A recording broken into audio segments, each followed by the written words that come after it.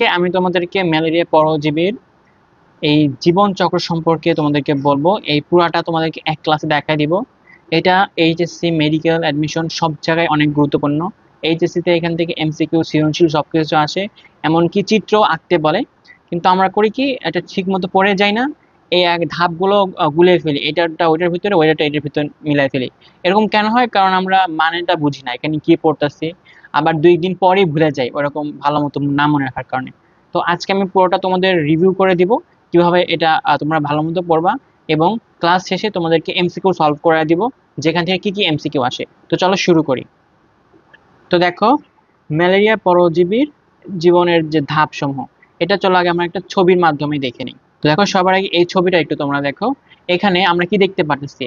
একটা মশা মানুষকে কামড় দিতেছে, এরপর এর ভিতরে কিছু ছিল, সেটা আমাদের রক্তের মাধ্যমে অনেক বিভিন্ন চক্র টক্র হয়ে আবার মশার ভিতরে চলে আসছে।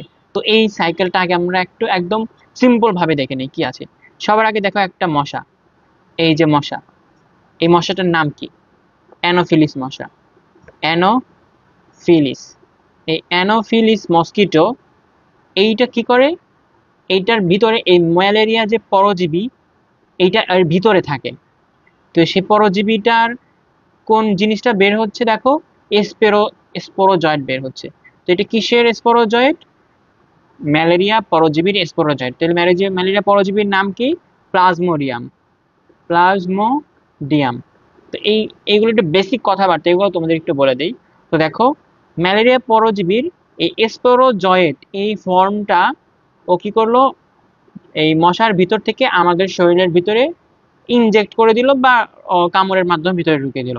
এরপরে স্পোরোজয়েট এই হাত থেকে রক্তের মাধ্যমে কোথায় আসে?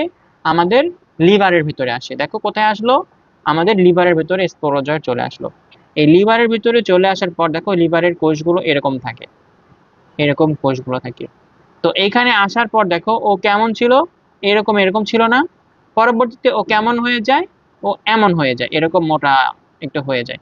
পরবর্তীতে একটা বড় একটা জিনিস তৈরি করে, এরকম অনেক অনেক অনেকগুলো হয়ে থাকে। দেখো এই জিনিসটা এখানে দেখা দিচ্ছে। তো এরকম লম্বা ছিল, তারপর এরকম গোল গোল গোল গোল অনেকগুলো তৈরি করছে। নামগুলো আমি পরে বলবো আবার।